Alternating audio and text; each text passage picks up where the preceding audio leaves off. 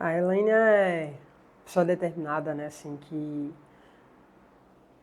cresceu e viveu determinando alguns caminhos assim para ela, né? Que seria o que ela seria lá na frente. E eu acredito que hoje está se concretizando isso. É uma pessoa forte, dedicada, né? Disciplinada ao extremo, é muito perfeccionista, gosta das coisas perfeitas, né? Sempre se preocupa em estar, como é que eu posso dizer? Se preocupa em não errar, né? Se cobra muito. Então, hoje eu digo que eu sou isso, uma pessoa determinada, disciplinada, né? E que corre atrás dos seus sonhos, dos seus objetivos. A minha infância, eu vivi a vida na Zona Norte, né? No bairro Bugio. Minha infância foi uma coisa divertida, né? A gente cresceu família grande, tios, vivi com meus avós, com tios, minha mãe. E então, assim, família que sempre aos domingos, finais de semana, festa, a gente se divertia bastante, né? Gostava de churrasco. Os vizinhos também eram muito próximos, né? Praticamente era eles que tomavam conta da gente, então das crianças, né? A gente vivia na rua brincando. Tinha uma infância que hoje a gente não vê mais, né? Então minha infância foi bem bacana. Era a coisa de você estar correndo. Eu era meia moleque, digamos de passagem assim. Sempre gostei do esporte, então eu jogava bola, brincava na rua, ficava até tarde jogando vôlei na quadra lá na praça. Tenho assim, um apego muito grande, né, pelos meus tios, porque através deles eu consegui vivenciar assim, momentos de alegria, né? A rua que a gente cresceu era uma rua bem animada, dia de São João a gente enfeitava, fazia aquela folia toda na rua. Às sextas-feiras à noite, quando não tinha muito a lei de questão de som, não era muito rigorosa como é hoje, então a gente tinha um vizinho lá que sempre colocava som e a gente ficava dançando na rua, então foi marcante por essa fase, né? E hoje a gente não consegue ver crianças, né, brincar, até essas brincadeiras, né, de, sei lá, de correr, de jogar bola na rua, tomar banho de chuva. Então eu tenho esses momentos da minha família, aos domingos a gente sempre sentar, fazer churrasco, dançar na rua, brincar. Então é mais ou menos isso.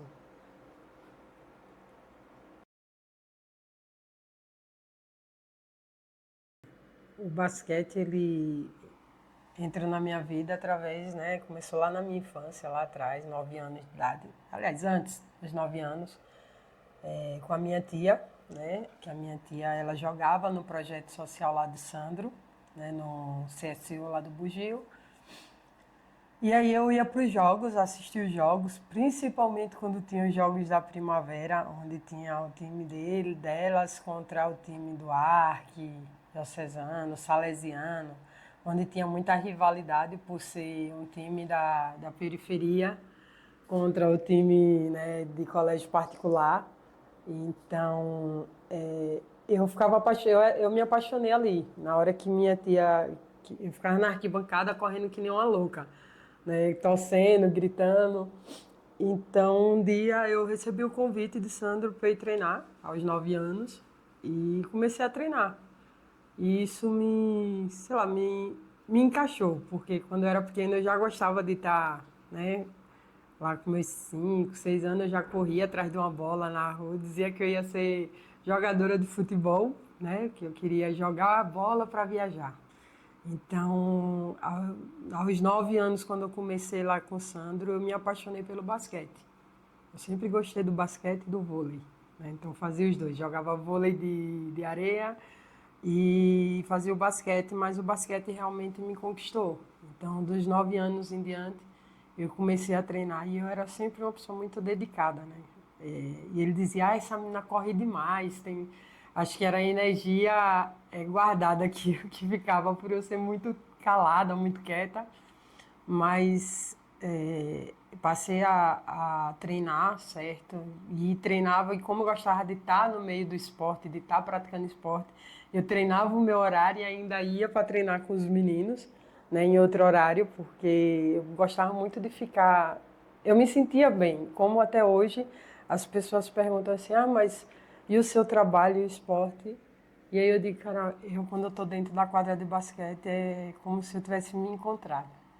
É onde eu reseto meu dia, reseto minha vida e ali eu extravaso. Então, lá atrás, quando eu entrei no basquete,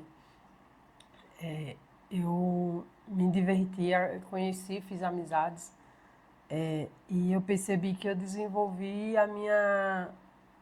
o meu eu, né? O meu eu através do basquete. Porque através dele eu consegui desenvolver muito a minha comunicação, coisa que até aquele momento eu não tinha, né? Eu não conseguia me comunicar com as pessoas. Então, eu digo que o basquete entrou nesse ponto, então eu comecei a fazer jogos, participar dos jogos escolares, né? Porque infelizmente em Aracaju realmente só tem isso. Hoje, graças a Deus, a gente tem competições de federação, mas lá atrás a gente não tinha, né? A gente só tinha jogos das escolas, que eram os jogos da primavera. Então, passei a jogar os jogos da primavera e logo em seguida eu consegui ir para a seleção sergipana. Foi onde eu tive minha primeira vez que eu viajei, assim, pelo basquete, né? Então, acho que foi muito bom. É onde eu digo que o basquete ele se uniu à minha educação naquele momento, quando eu tinha meus 9 anos de idade. E ali ele forjou o meu caráter junto com meus ensinamentos da minha família. Logo após eu começar a treinar, né, eu participei de algumas competições meio que pirata, né? A gente fala que é pirata, que eram as competições aqui Nordeste, Aracaju, Alagoas, Salvador. Fui para algumas, mas eu já fui na fase já com meus 18 anos. Os jogos que eu participei aqui, que eram jogos escolares, jogos da primavera, então foram poucos, acho que fiz 2 anos só, porque fui sub-15 e sub-17, né, que eram as categorias que existiam na época. Logo depois disso, eu não joguei mais, até tentei continuar jogando adulto, mas aí eu já estava meio que vou dizer que no caminho da arbitragem, né? Surgiu um curso aqui em Aracaju e aí eu fui para a arbitragem e acabei abrindo mão do jogo mesmo, de jogar. É porque em Aracaju era bem difícil, né? Há, sei lá, 10, 12 anos. Acho que dá mais do que isso, né? Acho que dá uns 20 anos atrás a gente não tinha tanta competição como hoje a gente tem, né? Que hoje a gente tem a federação com as competições, tem o Master, né? O Abamas, tem copas de integrações aí com os meninos que fazem. Então hoje o basquete ele é realmente mais vivido, né, em Aracaju do que há 20 anos atrás, 15. Mas realmente assim, eu digo que o esporte ele me ajudou muito por conta disso, que eu era muito fechada. Eu sempre fui uma criança muito calada, então eu me sentia livre quando eu estava jogando bola. Então tinha sempre uma bola na minha vida, né? Uma bola de vôlei, uma bola de futebol. E aí cheguei na bola do basquete, me apaixonei. Pena que realmente o basquete na época que eu jogava né? Não foi... vamos dizer assim, a gente não tinha muita oportunidades, né, de jogar, mas digamos, eu era boa, viu? Sabia marcar, sabia arremessar de três, eu era, oxe, era, ó, todo mundo queria eu no time. Quem corria era eu para marcar um pouco, mas tá bom, vamos seguir.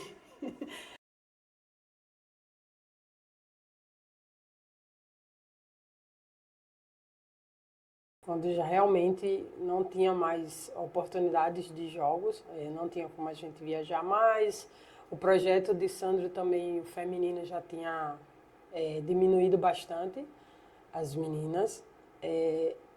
Surgiu uma oportunidade de um curso, né, que a federação estava ofertando com Geraldo Fontana, né, que hoje ele é comissário FIBA, né, FIBA América. Mas, e aí Sandro me parou e perguntou se eu tinha interesse em fazer o curso. Na época eu trabalhava junto com ele na Lan House e realmente assim, era um momento que eu estava passando por eu tá indo morar com meu esposo, tá desempregada, né? Então assim, recebia pouco, a gente estava querendo construir a nossa casa, né, construir nosso cantinho e comprar nossas coisas. Então, mais uma vez o basquete chegou em um momento oportuno, né? Um momento onde eu precisava, de fato, assim, de ter dinheiro. Então, entrei na arbitragem mais ou menos justamente por isso, por questão de ter uma renda extra. E aí eu disse, cara, eu tenho interesse, já que a gente não tem mais nada de basquete, pelo menos eu vou estar dentro no meio do basquete. Né? Tem interesse de fazer o curso. Só que quando ele falou, já tinha acabado as inscrições, por coincidência, né? Ele falou, ele disse, eu não sei se ainda está em tempo de inscrição, mas tem essa oportunidade, é esse final de semana, o curso e tal. Na época, meu esposo trabalhava num banco, ali no centro, e aí ele encontrou o presidente da federação, né, que era Carlos Alberto, lá em 2025, e ele perguntou, ele reconheceu o Carlos Alberto e perguntou a ele se tinha como eu fazer o curso, né, porque as inscrições já tinham acabado, tá? Ele disse, não, peça ela para ela ir lá no dia, tal, na biblioteca, que vai ter o primeiro dia, era um final de semana completo. E aí, quando eu cheguei lá, graças a Deus, eu consegui, né? Graças a Deus, graças ao meu esposo, graças a Carlos Alberto, eu consegui fazer a inscrição lá no dia, né? E fazer o curso. Por sinal, assim, foi um curso excelente, porque foi um final de semana completo de muito aprendizado mesmo. Né? A gente teve uma palestra no primeiro dia, que acho que foi uma sexta-feira, se eu não me engano. No sábado a gente teve prática em quadra, situações de jogo. No domingo a gente teve mais relacionado à prática de sinalização, toda a parte de mecânica. Na época até a mecânica de árbitro estava mudando. Já era mecânica para três árbitros, né? E aqui a gente apitava de dois. Então, eu sempre via os meninos nos jogos, Adolfo, Evaldo, que era, assim, referências, Gil, né, Mesária, que a gente consumia muito como torcedor na arquibancada, mas que a gente sabia que eram excelentes profissionais, né, Eduardo, acho que na época Denilton estava começando, não sei se já tinha muito tempo, mas me lembro pouco, né, deles apitando o jogo meu. Mas enfim, foi isso, né? E aí eu comecei, fiz o curso, recebi meu certificado e através da federação eles chamaram para que a gente pudesse continuar os jogos. Não foi fácil, tá? Quando a gente começou aqui como árbitro, a gente era meio que voluntário o serviço. A gente ainda passou, acho que um mês, sei que veio logo em seguida os jogos da primavera e a gente tinha que ir assistir todos os jogos na arquibancada, ficava na arquibancada, assistia aos jogos, Alguns jogos a gente participava, mas a gente não recebia. A gente ia mesmo para aprender, era uma coisa para você aprender, né? Não era dinheiro. Você vai ficar rica, vai ter dinheiro para você, não. Era interesse, aprendizado. Só que a gente sabia que lá na frente a gente poderia ter algo a mais, né? Isso aí cabe a cada um. É uma disciplina, tudo é um processo, né? E aí você tem que estar disposto a passar por esse processo. Então, na época foi eu, a Maísa, que hoje é a cantora, né? Maísa Reis. Era nós duas de mulher e tinha mais alguns meninos, mas eu não lembro o nome, porque deles eu acho que não ficou nenhum, só tinha ficado eu e ela. Só que aí ela também tinha a coisa de cantora, né? Então ela tinha que escolher entre um e o outro, porque não tinha como ela ficar nos dois. E aí ficou eu, né? Praticamente só ficou eu na arbitragem feminina por um certo tempo. Até que teve outros cursos e apareceram outras pessoas. Mas assim, o começo não foi fácil, né? Você tem que ter gasto, porque você tinha que comprar todo o seu material e você não tinha a volta, o retorno, né, do que você gastava. Mas sempre o pessoal dizia assim, não, uma hora vai ter, vocês estão aprendendo, uma hora vai ter o retorno. Então, logo em seguida, a gente conseguiu optar outra competição, a gente ganhava um valor, como é que eu posso dizer? Um valor só para dizer que tinha recebido alguma coisa, tipo uma ajuda, né, para pagar o custo que você tirava naquela competição, mas afindou que eu me apaixonei, né, pela arbitragem, comecei a estudar, comecei a encarar aquilo ali como algo que realmente a gente fala que quando você tem uma necessidade, você se empenha. Na necessidade é que a gente vê a nossa força, né? Então, por um bom tempo eu fiquei sem trabalhar e o que me ajudou e ajudou o meu esposo foi a arbitragem. Então, muita coisa que eu tenho hoje, eu vou dizer, boa parte foi através da arbitragem daqui, apitando nos jogos da Primavera, apitando nos jogos da TV Sergipe. Você juntava, é pouco dinheiro aqui, é um pouquinho ali, mas o amor também falava alto, né? Então, assim, eu quero estar no basquete, eu quero ir para a quadra, eu quero estar lá sentar, eu quero estar lá, sabe? Porque aquilo ali me faz esquecer os meus problemas, me faz esquecer que, eu tô isso, que eu tô com um problemão na minha casa.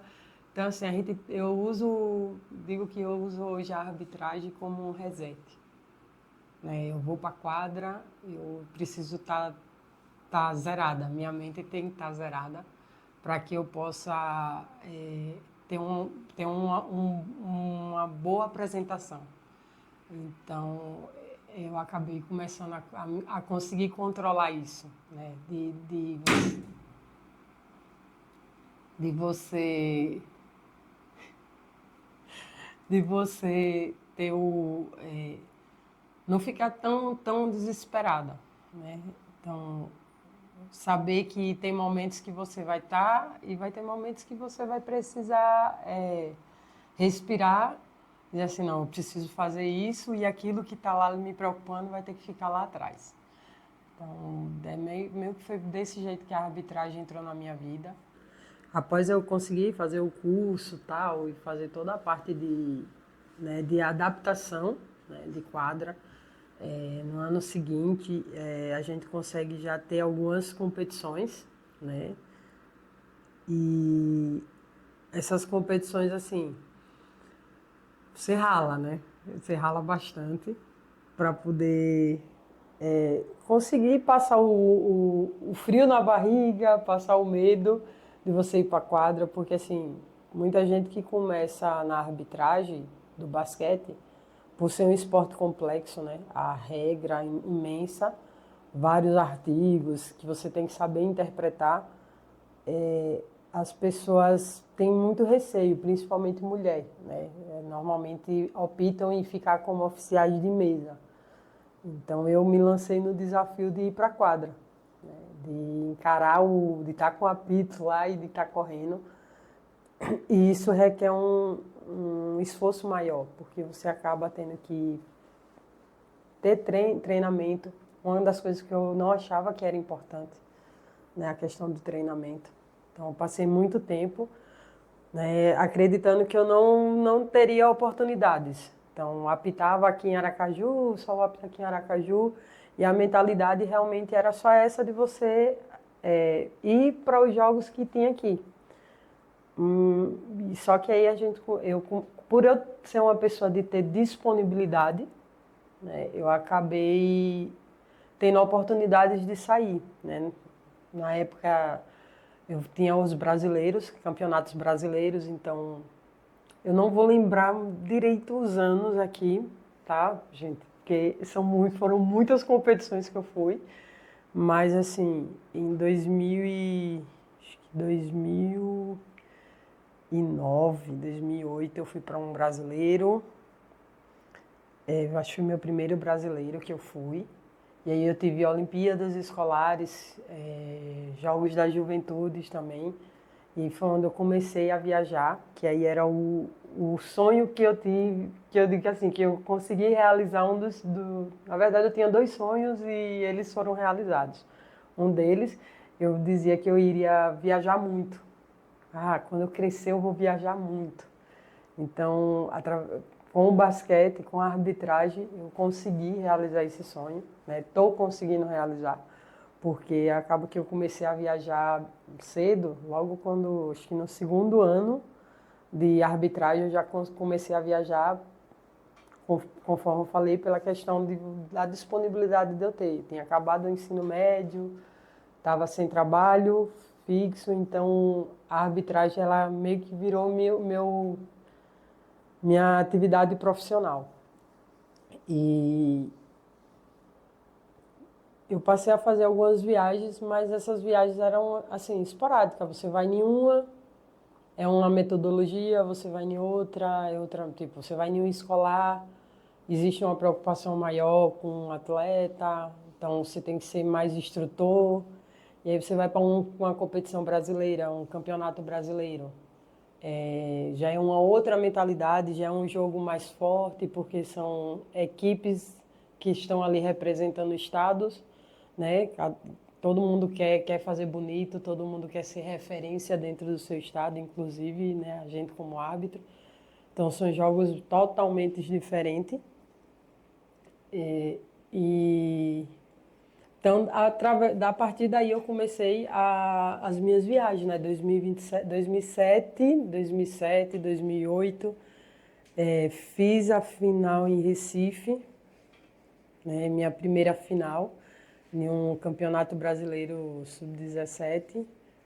Eu fiz a final no Clube do Esporte, né? Onde eu fui lá, conheci a Ilha do Retiro. Então você acaba conhecendo lugares, né, que vocês assim, assistia futebol, dizia, meu Deus, esse lugar é tão bonito, tal, não sei o quê. E aí eu consegui ir lá dentro conhecer. Foi um dos meus melhores jogos, que assim, né, na época eu era novinha, né? Não dizendo que eu tô velha, tá, gente? Mas era novinha. Você tá na flor da idade, você tá, sei lá, querendo descobrir tudo, né? Então você corre, tudo tá novo, tudo tá fresco na sua cabeça. E aí através dessa final eu consegui minha primeira escala para ir para São Paulo. Então seria a minha primeira viagem de avião. Fiquei muito nervosa na época, porque foi uma época que estava chovendo muito forte em São Paulo. Estava tendo aquelas chuvas além do normal lá, enchente e tudo. E a minha mãe preocupada, você não vai, não vai. E eu dizia, não, vou sim. E na época seria o campeão, que é a LBF hoje, mas era a competição, acho que era, não sei se era Liga Nacional o nome, mas era o adulto feminino, né? Eu consegui apitar 3 jogos lá em 2000 ou foi 2011 ou foi 2013. Um negócio assim. E aí eu consegui apitar Santo André, Ourinhos e Catanduva. E isso para mim era muito assim engrandecedor. E acabou que foi minha paixão, me dando mais paixão ainda pela arbitragem. Só que aí, nesse processo, a gente consegue começar a perceber que não é só ir no jogo, ir só na quadra, apitar. Você precisa ter todo um procedimento de treinamento, de estudo, de descanso. Realmente é um processo. Então, naquele momento, eu comecei a apitar com árbitras. Tipo, tinha árbitras, eu cheguei a apitar com a árbitra que tinha apitado a Olimpíada. Então, eu dizia assim, poxa, eu quero ser igual a ela, né? Eu quero ter uma oportunidade dessa. E aí você é uma menina lá do Nordeste, onde quase não tem basquete, e você tá lá no Sudeste, né? Onde é o centro do basquete, e apitando com árbitras que apitaram Olimpíadas, você diz assim, cara, eu quero sonhar grande, eu quero sonhar, eu quero estar numa final, eu quero fazer uma final de uma liga aqui dentro do Brasil, eu quero ser referência para o meu estado. Então, ali eu comecei a ver, fiz assim, cara, eu posso ser um pouquinho além disso, eu posso ir um pouquinho além. Então, eu ainda fiz algumas viagens de Olimpíadas escolares, né, seguindo o mesmo procedimento. Em 2017, 2018, eu fui convocada, a federação recebeu uma solicitação de arbitragem para os jogos, era o Interclube, que era quando estava já mudando o formato das competições da CBB, que era para árbitro, ou para você fazer a competição, em vez de ser campeonato brasileiro, ela entraria agora como campeonato de clube, né, interclubes. E então, assim, foi uma oportunidade, porque eu fui para um projeto. Era um projeto, foi quando o Tarrajé estava iniciando o projeto da arbitragem feminina, né, aqui no Brasil.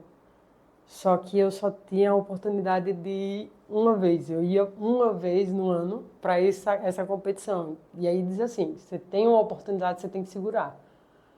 Então, eu fui para essa competição lá em 2018. Era de sub-12, 12 e 14 anos, em Curitiba, que era um lugar muito, assim, que eu também tinha muita vontade de conhecer, sabe? Era o meu sonho e... Só que acaba que você quase não conhece, porque você acaba ficando o dia inteiro dentro da quadra. Foi uma experiência fantástica, porque assim, a gente chegava 2 dias antes na competição. Tinha toda uma preparação de preparo físico, você tinha palestras, justamente um formato mais profissional. Vestimenta, de como você se comporta, de como você chega no jogo, preparo físico, de como você tem que fazer durante todo o ano, para as competições que tem. Só que a sequência dessas competições, dessa competição, realmente era. A gente sentia falta, tipo, eu sentia falta. Então, mas eu nunca desisti, eu dizia assim, cara, deve ter algum grupo ali, sabe, de arbitragem, algum grupo dos árbitros, porque eu chegava lá e eu percebia que eles já tinham intimidade. Eu dizia, eu tenho que conseguir entrar nesse grupo, eu tenho que conseguir, sabe, estar ali entre eles, porque eu acredito que ali é onde estão os melhores. Então, você quer sempre estar entre os melhores.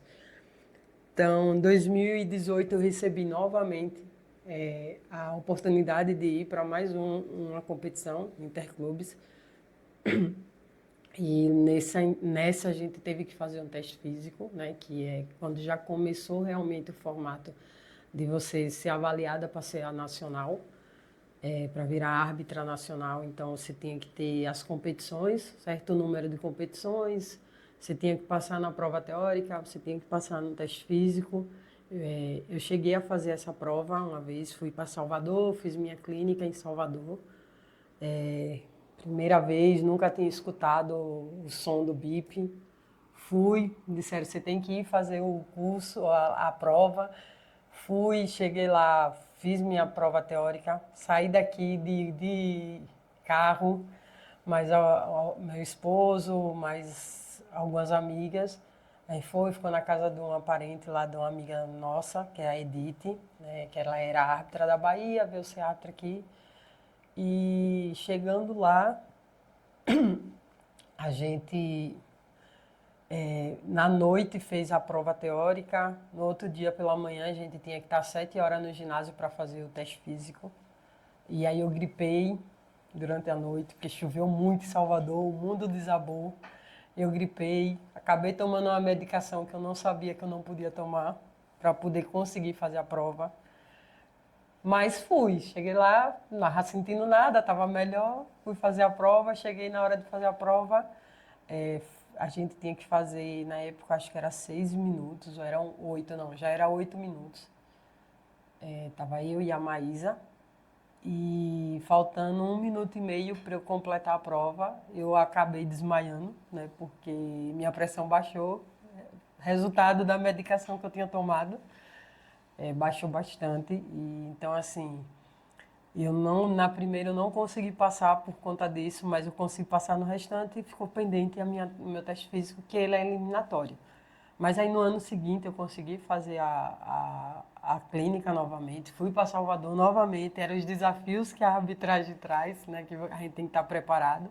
Se você realmente quer seguir, você tem que estar preparado para isso. E aí, com o passar do tempo, mudou esse formato. Você precisa ter agora uma quantidade de campeonatos, mais o teste físico, mais a prova teórica. Então, tudo isso, assim, é um aprendizado. Você nunca para de aprender. Né? A arbitragem, ela nunca vai permitir você parar de aprender. Como a própria vida da gente faz, né? Todo dia é uma oportunidade de a gente aprender uma coisa diferente. Então, assim, eu consegui ir lá fora nessas duas competições, ver como é que acontecia, fazer, participar e tentar trazer para cá para o Estado, que hoje é a filosofia que a CBB, que é a Confederação, faz, né? Que é a coordenação de arbitragem da Confederação, eles trabalham os árbitros para que ele possa trabalhar dentro da sua federação. É difícil, não é fácil não, você ir lá fora, voltar e dizer a outras pessoas, ó, lá fora tá assim. Porque lá fora é um mundo, né? Lá fora tá assim e a gente precisa seguir assim. Mas eu acredito que a gente está no caminho certo.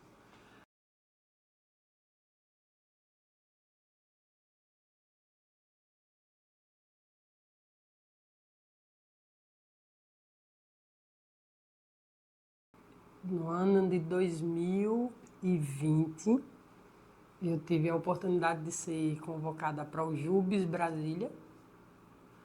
E aí, nessa oportunidade,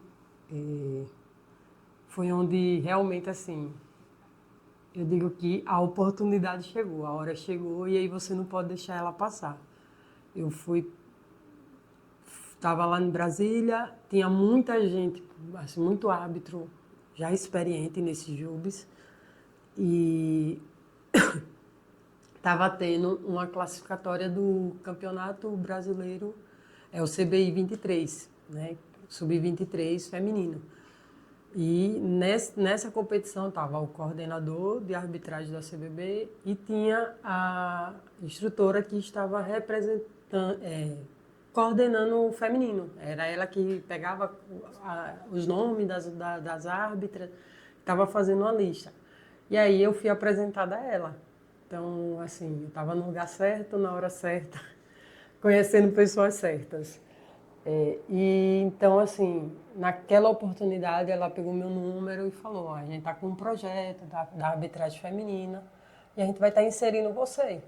Só que, assim, como a gente vem cá do Nordeste, Aracaju, menor estado, onde quase não tem basquete, você acaba ficando receosa, achando que não vai acontecer.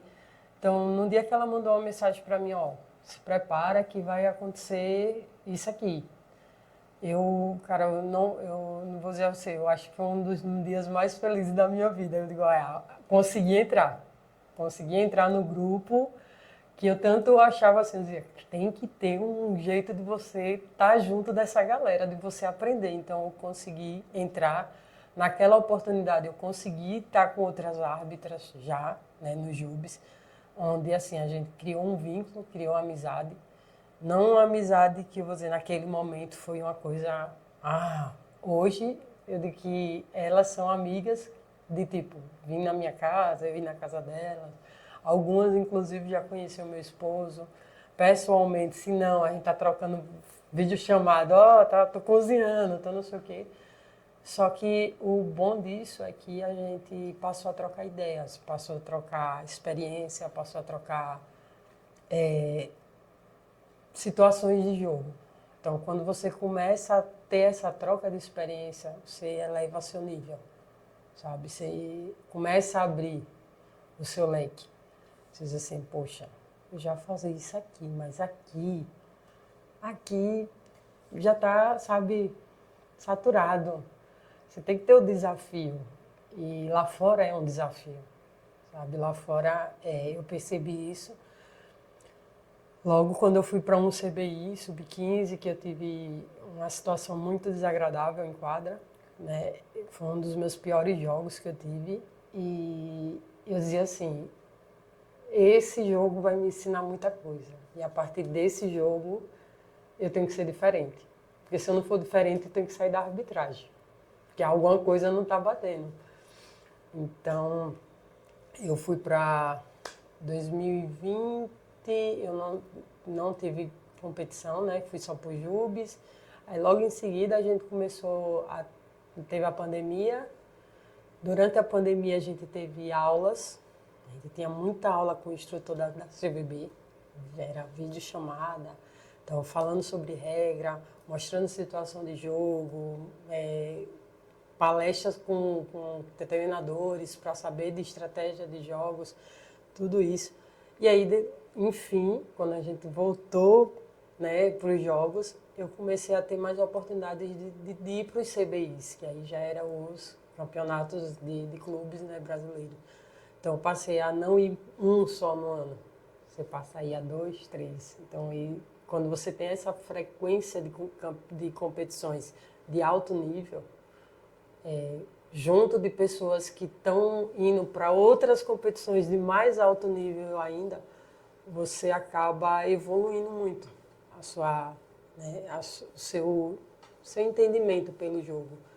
E nesses CBIs, eles trabalham muito a questão da equipe, sabe? De você ser equipe, trabalha muito a questão do físico, eles forçam muito o seu físico, que é importante o seu físico. Então, eu comecei a ter que procurar uma academia, coisa que eu não fazia. Vou dizer a você que Ellen, você treinava? Não, não treinava. Eu odiava correr, para ser bem franco, assim, de fazer corrida. Mas eu busquei uma academia, eu passei a treinar, vivo dentro da academia praticamente, mudei toda a minha rotina, procurei nutricionista. Então, assim, você vai dizendo assim, o que é que o basquete vai fazendo? O basquete vai mudando você, vai lhe moldando, né? Então, eu passei a me preocupar com o meu físico, eu passei a me preocupar com a minha alimentação, com o meu descanso, e eu tentei trazer isso para os outros. Só a gente precisa correr. Então, tá magrinha, tá bonitinha, né? Não sei o quê.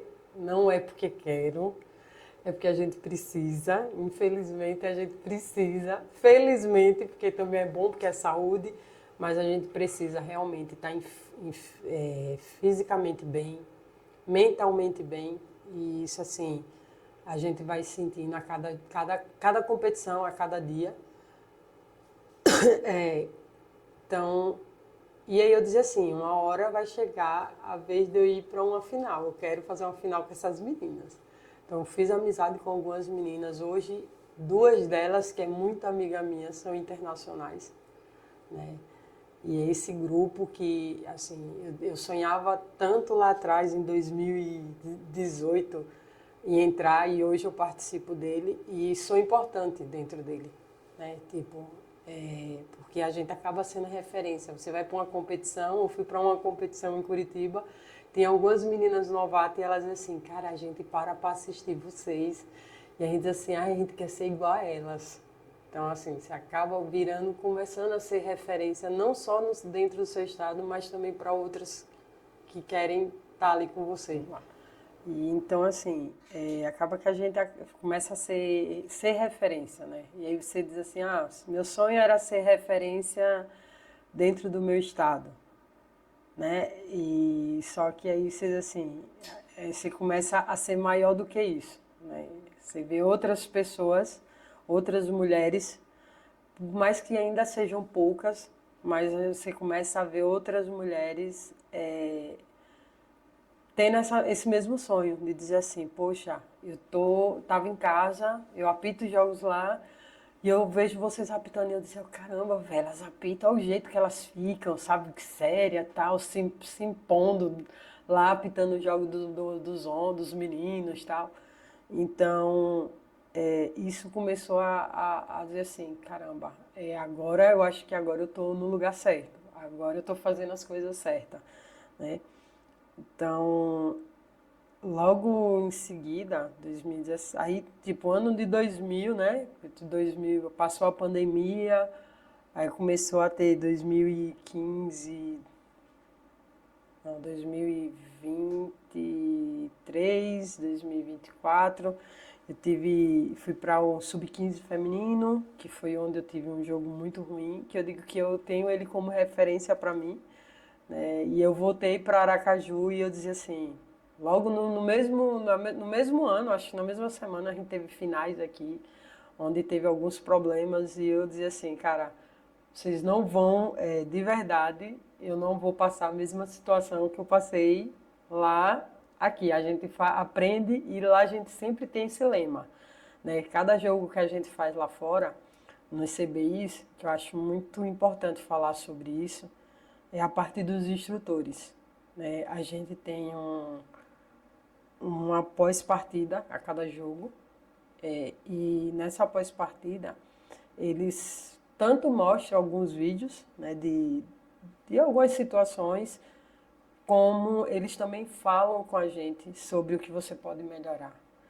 Então, com o passar do ano, foi ficando até, eu vou dizer que foi melhorando isso, porque essa dinâmica, porque foi ensinando a gente como ser árbitro, que é isso que eu falo, como você administrar. Porque assim, você ir lá e apitar, você botar o apito, isso é fácil. Isso aí, qualquer um que vai ter a oportunidade vai, né? Mas você ter o entendimento de outras pessoas que estão acima de você, que têm uma experiência muito grande, um know-how grande, você pegar árbitros internacionais, árbitros que apitaram Olimpíadas, árbitros que apitam a Liga Nacional, e sentar com você e ter a oportunidade de dizer assim, ó, o que é que você poderia fazer melhor aqui? Em uma situação de gestão, como é que você poderia gerir isso aqui? Então, você vai dormir, você vai acordar amanhã, você vai ter um jogo, só que assim, você não vai poder errar isso. Então, lá a gente tem esse lema. A gente tem que errar novos erros no outro dia. Mas a gente não pode errar o mesmo erro que a gente errou lá atrás. Vai errar? Vai. Mas a gente precisa evitar errar a mesma coisa. A gente precisa descobrir erros novos para que a gente possa aprender a desenvolver realmente. Então, eu tive um outro jogo, eu fui para um sub-17 feminino e eu não conseguia, tipo, ter fazer a mesma coisa que eu fazia dentro do meu estado. Tipo, aqui eu apitava, aqui eu já tinha respeito das pessoas, eu já estava apitando adulto, masculino, e eu sabia solucionar, conseguia resolver os problemas dentro da quadra, só que quando eu ia lá fora eu não conseguia fazer isso. Isso é um desafio, sabe? Isso era uma coisa que eu dizia assim, isso é um entrave que eu tenho. Por que que eu não consigo apitar igual? Por que que eu não consigo fazer igual?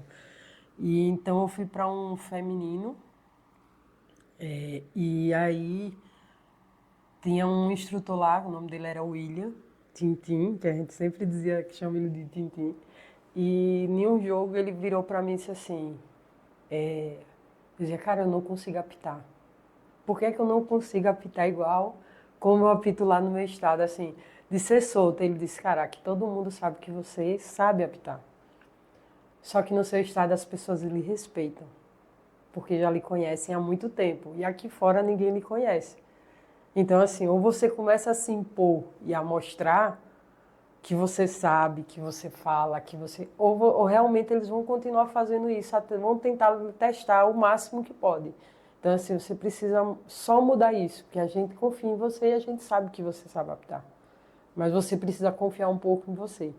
E aí eu ficava olhando assim e dizia, caramba, as meninas estão de novo na final. Eu queria apitar final, queria apitar pelo menos nem que fosse um terceiro e quarto. Então, aí, em nenhuma outra competição que eu fui, eu peguei um terceiro e quarto. E, às vezes, o terceiro e quarto, a gente diz assim, é um terceiro e quarto. Mas, às vezes, ele é melhor do que uma final, porque quem está ali não quer perder. E, no CBI, vale vaga. Alguém se classifica ali. Então, assim, é extremamente importante. Cada jogo ali é importante. E isso a gente começa a aprender também a dar valor. Seja o último jogo, ninguém quer ficar em último. Então, eu sempre fui para jogos, independente do que fosse, eu sempre fui para aprender. Fui para dar o meu melhor. Então, aqui é uma experiência, estou aprendendo. Então, só que eu queria sonhar, eu queria estar numa final, eu queria estar junto com minhas amigas. As meninas que ficavam noite, às vezes a gente tá cansada e passa a noite vendo vídeo, assistindo jogo, dizia assim, poxa, isso aqui, ó, aqui a gente errou, aqui não errou. Então, eu dizia, caramba, esse povo é doente, ficar assistindo vídeo, sabe? Não, sério, sempre falei isso, eu dizia, caramba, velho, essa galera é doente. Acaba o jogo, tá com o celular na mão assistindo. Acabei virando uma doente igual, porque às vezes eu saio do jogo, tô com o telefone em cima da moto assistindo, porque eu entendi que é extremamente importante você se ver, você ver o que você fez. E o que é mais importante ainda é você admitir quando você erra.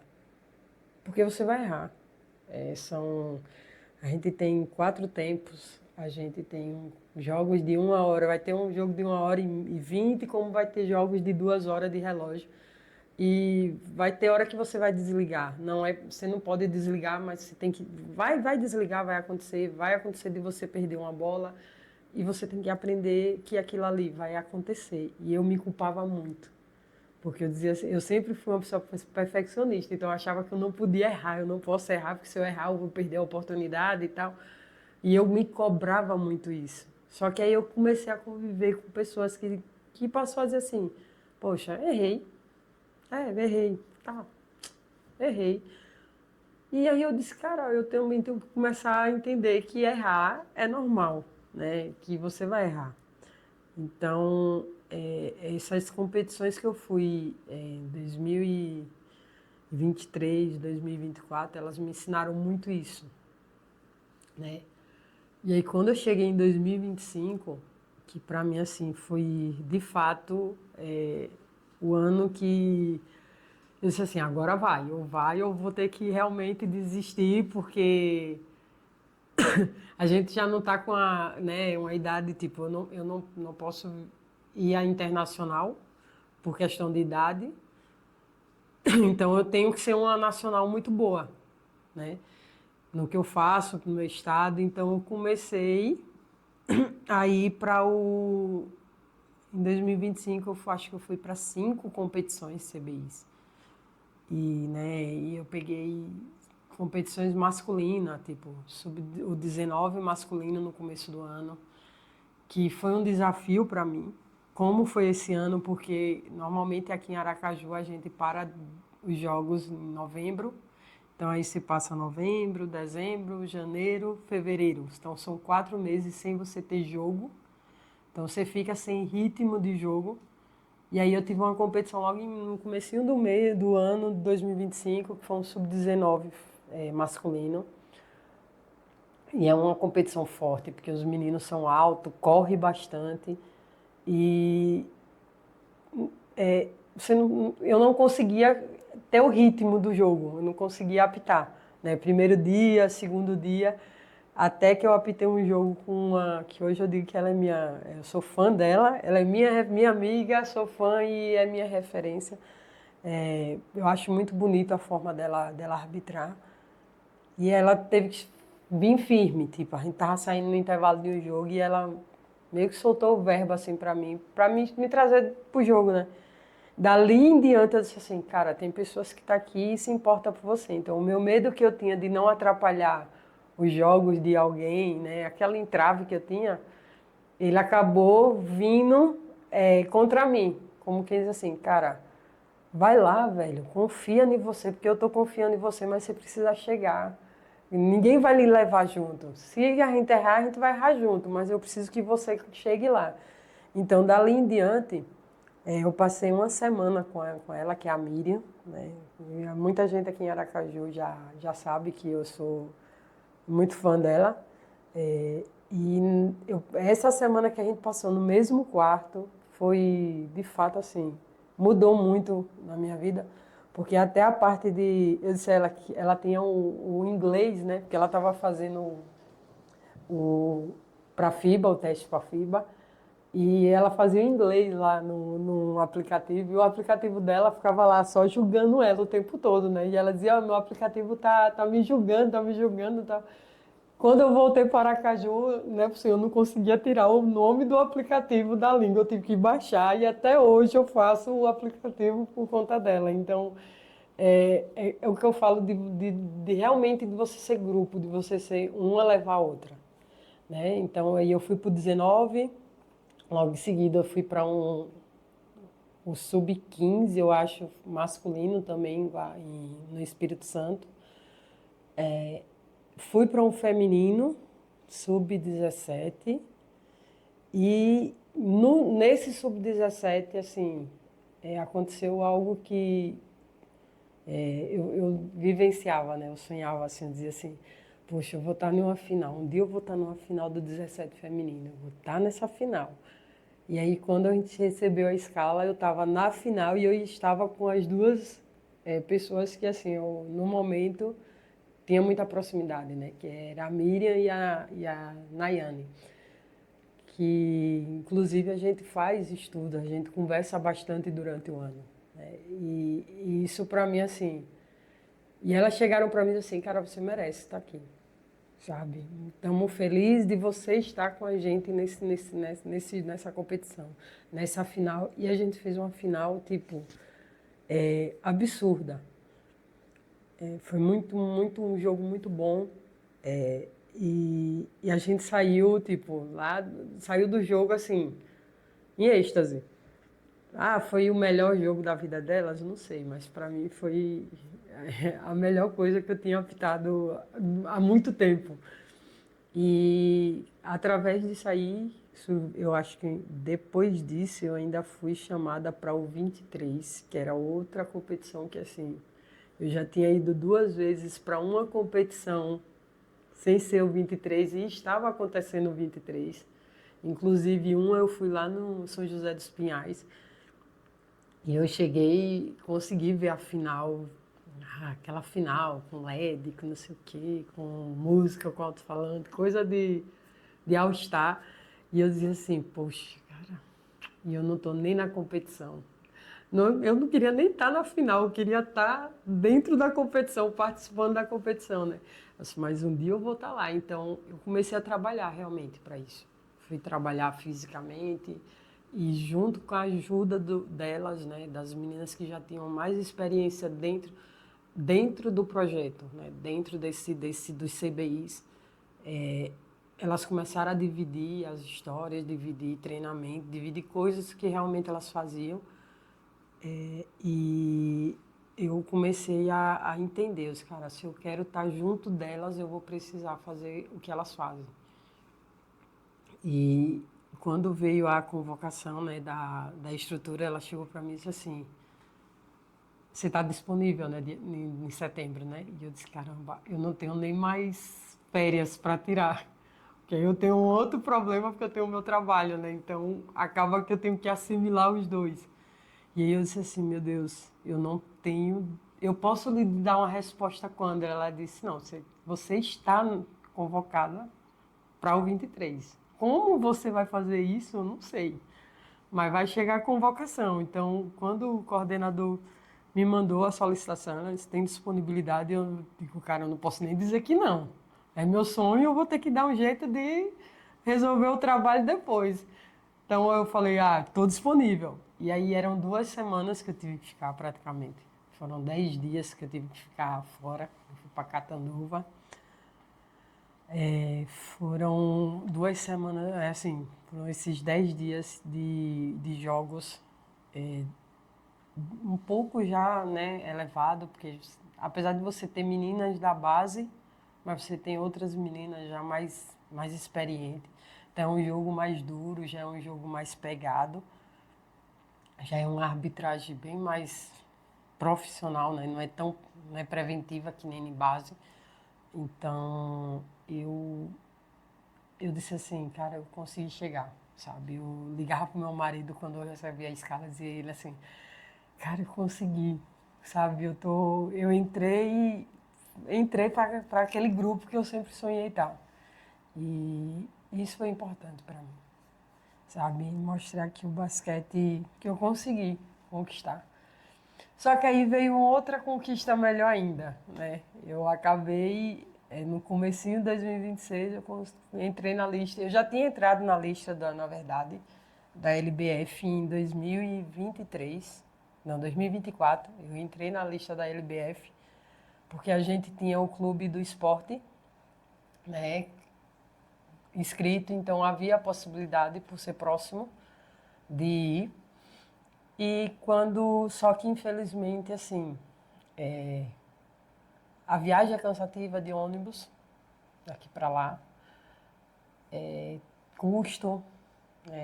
Todos nós sabemos que Aracaju é um lugar que é meio complicado de questão de voo, é complicado logística, é complicado valores, né? O orçamento fica muito alto.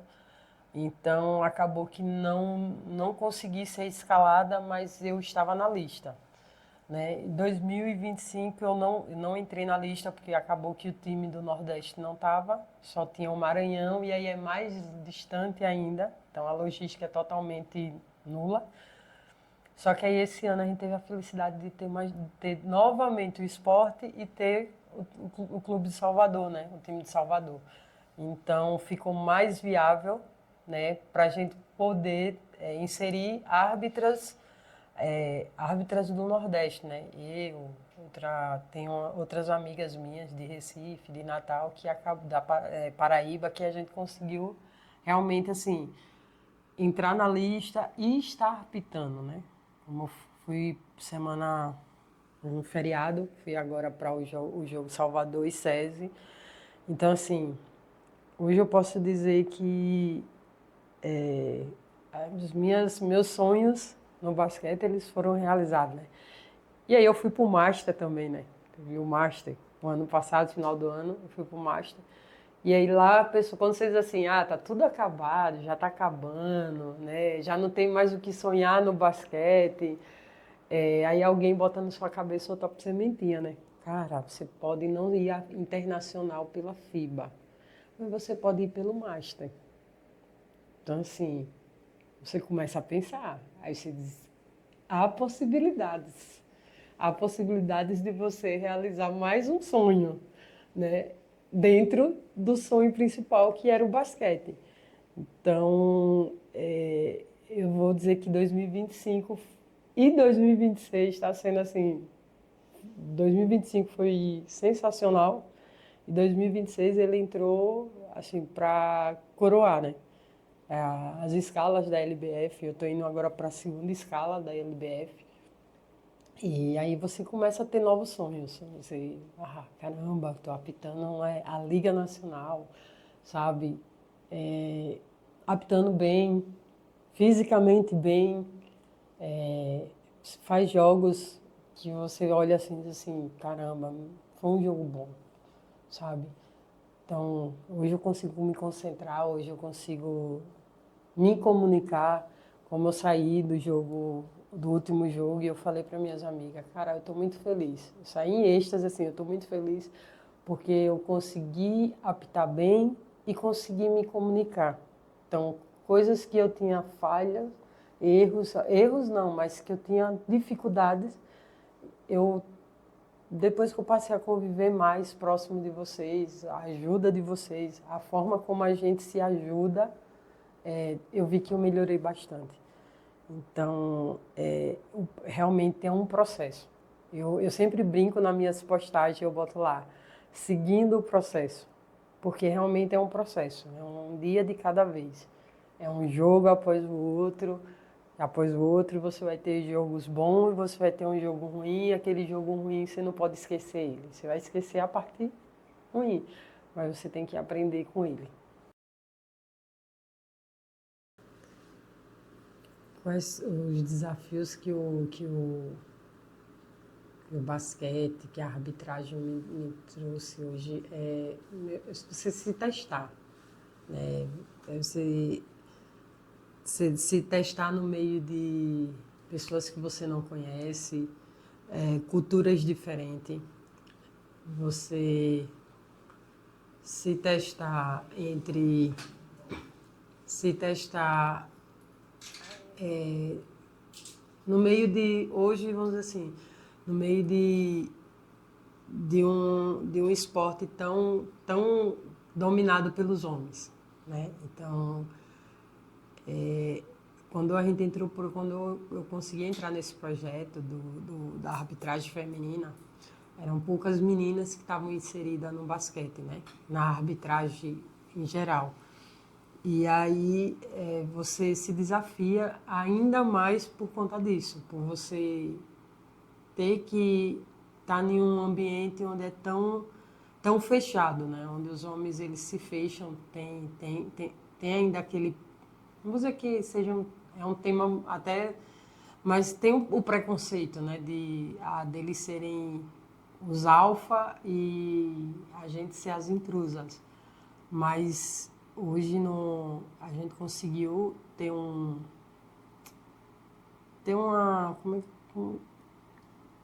ter uma aceitação, né? Até porque o grupo que veio se preparando já nos CBIs é um grupo que vem junto há muito tempo. Então, acaba que a gente criou laços, né? Criou amizade, criou respeito, mas ainda acontece, né? De você ter que se autoprovar, de você ter que estar provando o seu valor ali no meio de tanto de um ambiente machista. Você tem técnicos que ainda é difícil de aceitar, sabe? Técnicos que lhe tenta diminuir por você ser mulher, árbitros que vai lhe olhar um pouco, né?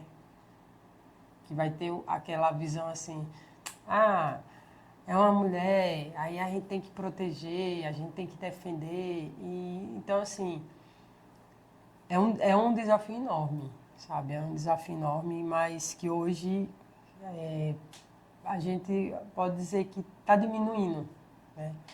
No meio do basquete, mas que ele ainda existe, né? Aqui em Aracaju mesmo é bem complicado. Você tem que se impor sempre, né? Você vê pessoas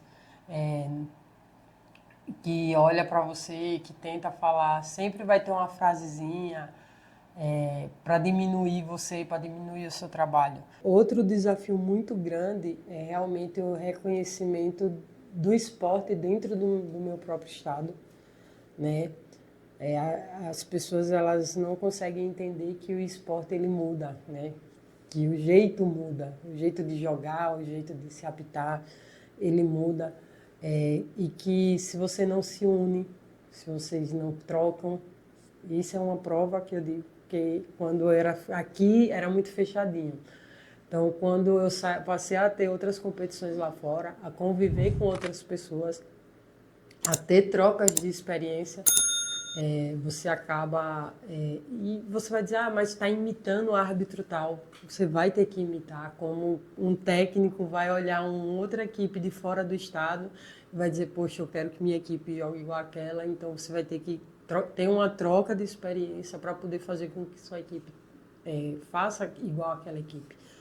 Então acho que hoje esses são os desafios, a gente tem uma competição de alto nível aqui, uma competição onde as pessoas realmente entendam da competição, né? Porque às vezes a gente vai, apita o jogo, mas olha assim, se esse cara não muda, Final de semana agora, eu recebi um comentário desse. Os caras jogam há 300 anos junto, mas a mentalidade é pequena, igual como se fosse um sub-12. Né? Os gurizinhos, olha lá que deve ter sub-12 que está jogando com a mentalidade muito mais evoluída do que eles. Então, assim, parece que não sabem jogar basquete. Então, e aí sempre vai ter alguém que é culpado, né? Ou é o cara que é o menos técnico da equipe, ou é a arbitragem, ou é a coordenação. Então, acho que esses desafios, eles são constantes e que eles poderiam já está diminuindo, já ter evoluído, já tá na hora de ter outros desafios, né? Não de você ter que brigar para no seu estado ser reconhecido, né? Você ter respeito, dizer assim, pô, basquete em Sergipe tem arbitragem, mas não tem basquete, como é que consegue isso? Né? Então, acho que as pessoas aqui de Sergipe que fazem o basquete, que fazem a modalidade, deveria aproveitar melhor as oportunidades, porque antes, lá atrás, a gente não tinha basquete, a gente chegou a uma época que não teve competição nenhuma aqui. Hoje a gente tem essas competições, então precisa se integrarem, né? Tipo, precisa se unir, precisa sentarem realmente, participar dos congressos, participar das reuniões, para que a gente possa realmente entrar num nível nacional. É o que eu falo, o Nordeste hoje ele precisa se unir. A gente vê aí Salvador, está voltando, mas também passou um tempo que praticamente não tinha basquete. Então, a gente tem uma região forte, mas a gente não tem um esporte forte por questões internas, né? E também um grande desafio é você ter custos, né? É o desafio do patrocínio, de você ter o apoio, porque muitas vezes você tem que, tipo, no meu caso, eu tenho um trabalho, né? Que é muito importante falar do meu trabalho. Eu tenho o meu trabalho, né? Eu trabalho numa empresa e graças a Deus, assim, eles me apoiam no meu sonho, né? Eles permitem, a gente faz uma permuta, mas eles permitem que eu realize o meu sonho. Eles permitem que eu faça as minhas viagens, né? Mas tem pessoas que não têm isso. Então, hoje eu viajo, a federação ela me dá um suporte, uma ajuda de custo em algumas viagens que eu faço, mas é pouco, né? Assim, a gente vê que é pouco por questão de você ter que bancar muita coisa. Você passa dias fora, tipo 7 dias, 8 dias fora. Então, lá você vai receber e tal, você recebe, você vai lá trabalhar, você vai ter seu pagamento, mas muitas vezes o pagamento ele não vai sair no mesmo dia, você tem custo, você está fora do seu estado, né? Então, tudo isso é desafiador. Então, ou você gosta ou você não gosta. Você abrir mão de sua família, porque você fica longe da família, então você precisa ter um suporte muito grande da sua família. Graças a Deus, assim, Deus colocou uma pessoa que foi ele que me empurrou para o basquete, né, para a arbitragem. E a gente às vezes brinca, porque a gente briga, às vezes briga por eu não ter tempo de ficar com ele e ter que ir apitar. E aí ele diz assim, eu digo a ele, mas foi você que me empurrou, agora você vai ter que aguentar porque eu preciso estar lá fazendo esse joguinho agora. Mas apesar do tempo que a gente está junto, ele acabou entendendo um pouco isso. Então, se você não tiver esse suporte da sua família, de incentivar, de apoiar, de entender, não vai entender sempre, mas de entender que você precisa fazer aquilo ali, é bem complicado, muito complicado de você conseguir seguir esse plano, a não ser que realmente você não se importa com muita coisa. Eu acho muito difícil um ser humano não se importar de ter sua família, né, de você estar no seu estado, podendo fazer o que você gosta dentro do seu estado. Hoje eu apito muito pouco dentro de Sergipe, de Aracaju. Acho que esse ano passado já foi pouco, esse ano talvez vai ser muito menos ainda. Até brinquei semana passada. Ai, até que fim, tava com saudade de apitar um joguinho aqui na minha terra. Mas, e o respeito. Então, assim, eu acho que acima de tudo que tem que ter, né? O respeito entre as equipes, respeito entre os colegas, respeito às organizações que fazem as coisas, né? Respeito ao sexo, seja masculino, feminino, seja lá qual for o seu, o de outros. Respeito com o próximo. Acho que isso aqui é fundamental.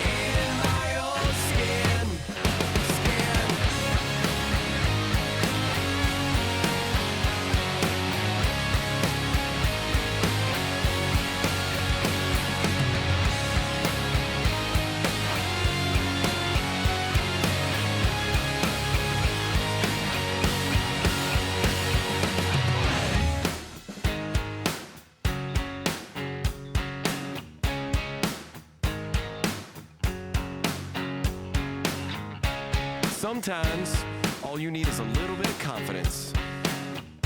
Sometimes, just a little bit of self-respect. Now it's my time to step out of my comfort zone, take a chance. When I saw you coming out of the school that day, I knew